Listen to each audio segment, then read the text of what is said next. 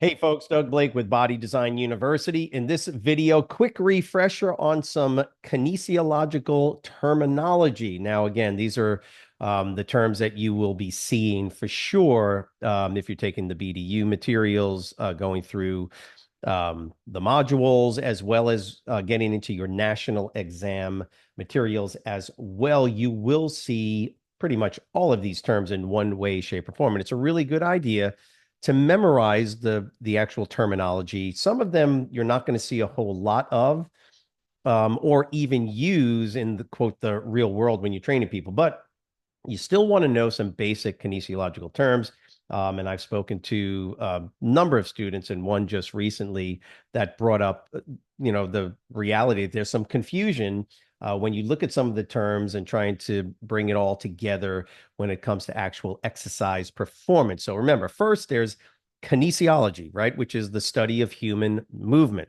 Now, if we break that down into its different sort of sub areas that you can study within that actual discipline, the most important one that you have to know first and foremost is just skeletal structure, movement, and those patterns of movement at the joints. Now, when we talk about kinesiological movements or kinesiological terminology like flexion and extension, you have to kind of separate what's going on here. And this is often where we see confusion, which is that it's hard to imagine just the skeleton because kinesiology is the movement patterns, right? So we talk about flexion, extension, abduction, adduction, right? Internal rotation, external rotation. So you've got to separate out the biomechanics with just the kinesiological movement patterns of a skeleton. Now, keep in mind that these movement patterns that we're talking about, the easiest way to remember them is get the muscles out of it. Don't think about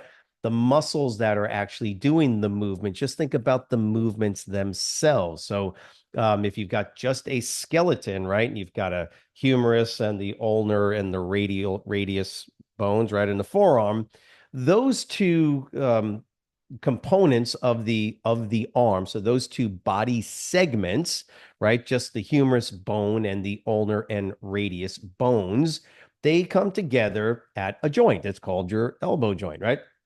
So there's movement that can occur, right? Now, yes, muscles are going to produce that movement, but just for the purpose of memorization, understanding, memorizing the terms, it's better just to think of a skeleton, right? So the bones themselves. And those bones can move together, they can move apart. So, kind of the purpose of the video is to help you to kind of understand the terminology, right? Then you piece together, you bring it all together with knowing what muscles actually create, because they shorten, create those movements. So let's take a perfect example is elbow flexion and extension. Now, I know the first thing you're thinking of is biceps and triceps. No, no, no. Do yourself a big favor.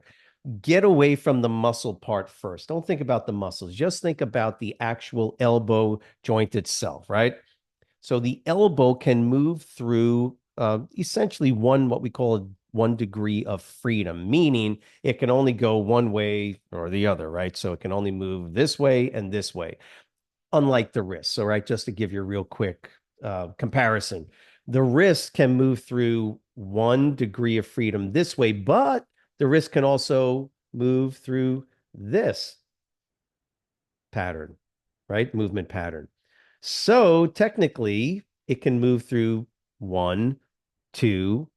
Now, I guess if you wanted to say that you got the rotation technically doesn't occur at the wrist itself. Those bones don't change position, right? It's really occurring at the radial ulnar area up in the elbow, right? But technically, I just want to show you a comparison between 1 degree of freedom. The elbow can't go any other way, right? Versus 1 and 2 degrees of freedom, right? So again, point is that the elbow joint can either go this way or it can go this way, right? We have terms to explain or express those movements, right? Those terms are called flexion and extension. Now, again, the whole point here is to memorize what those terms actually mean. The confusion with flexion is that you're thinking flex flex a muscle. No, get that out of your brain. Flexion is technically, and this is the technical definition, is when the angle between these body segments, right? One body segment, the upper arm or the humerus, the bone, and another body segment or bone bone segment. In this case, it would be the radius and the ulnar, right? They form a single, technically a single body movable segment, right? Even though there's two bones. The angle, right? They come together at a joint. It's called the elbow joint, right? That angle, which right now, okay, take a look at the angle. Remember your geometry. This is a 180-degree angle. The center of the joint, right? The joint's right there. This is a 180-degree angle. Now, think about it. What is the angle now? I'm trying to make it as close as I can to a right angle, 90 degrees. So now the angle is what? It's 90 degrees. So it went from 180-degree angle to 190 degrees. That is the technical definition of flexion, which is that the angle between two joints or body segments decreases. It goes down. So 180 to 90 is a decrease in the angle. Okay. 180 degrees to 170 to 160, 50, 40, 30, 20, 10, right? And 100, right? And then to 90, 80, 70, 60, 50. See how my joint angle is decreasing.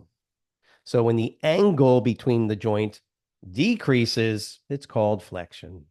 Okay. Flexion is a term that is used on any movable joint of the body, wrist flexion. You could even say, you could say finger flexion, right? Because you see the angle is 180 degrees between each of these joints, right? That little joint right there. If it decreases, it's called flexion. The opposite is extension. So when the angle increases, right? So from 60 degrees of flexion to 90 degrees, that's called extension. And if it goes all the way to 180, that's it for the elbow, 180 degrees, right? So this is full extension. So extension is when the angle increases, flexion is when the angle decreases. Okay. Well, that works on any joint that you can move in your body. Technically, any joint can go through flexion and extension. Hope that makes sense. And so, again, don't think about the muscles yet. Think about just the movement pattern of the skeleton, right? So that's flexion extension. The other most common terms are abduction and adduction, right? We normally would say abduction or abduction and adduction or adduction, right? And that's simply in the frontal plane where the body segments, whatever is moving, goes further away from the midline of the body or comes closer to the midline of the body. Does that make sense? So if your arms, it's going to be your arms and your legs probably, right? So if your arms move away from your torso, we call that AB or abduction. And then when the arm comes back down, you can do the same thing with your legs. That's why they have adductor machines and ab adductor machines for your legs, right? Where the legs go in and out. Okay.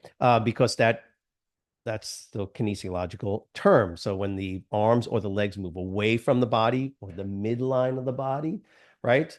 That's termed abduction.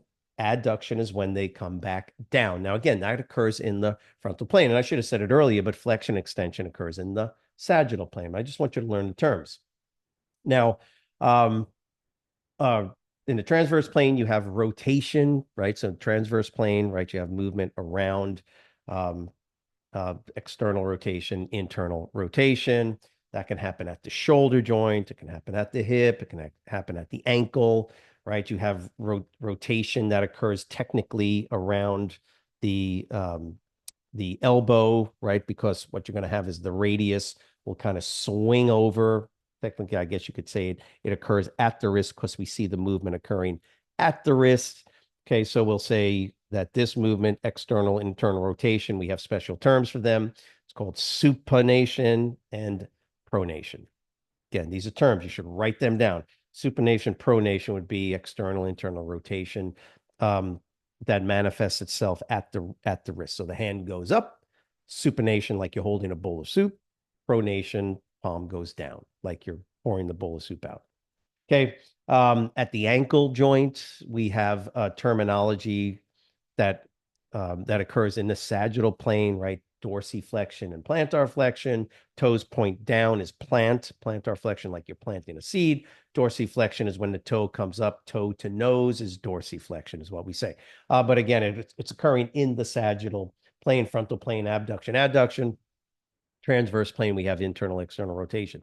This is now where you add the muscles to the mix. And now you could say that this particular muscle performs this particular kinesiological function over this particular joint. I'll just give you a quick example. The biceps, we talked about it earlier, flexion and extension. Well, the biceps muscle, okay, its main kinesiological function is to, when it shortens, is to create flexion or to perform flexion at the elbow. Okay. So if you get a question or somebody asks you, what's the kinesiological function of the deltoid muscle? Well, the main function of the deltoid is to abduct the shoulder. Okay, that's what it does. And then you have other muscles that, well, gravity will take it down for you, but technically other muscles are involved depending on the position you're in to adduct the shoulder, right? And those would be the pectoralis major and the latissimus dorsi. So that's their main functions, is to do those particular movements. They also have other functions, but the point is you get the kinesiology down, know those terms. Okay, then you can put the kind of flesh out the skeleton to get the muscles, and now you know that these muscles do these particular functions, and that's how you would go about trying to understand it. Again, this is just a recap or a way to help you understand some of those concepts. I hope it was helpful. If it was, let us know by typing the word understand in the comments section below. Let us know how we can help you, of course, when it comes to dealing with the course materials for sure, and anything else when it comes to personal fitness training. We are here to help you. So let us know how we can be of assistance, and we will see you next week. Take care.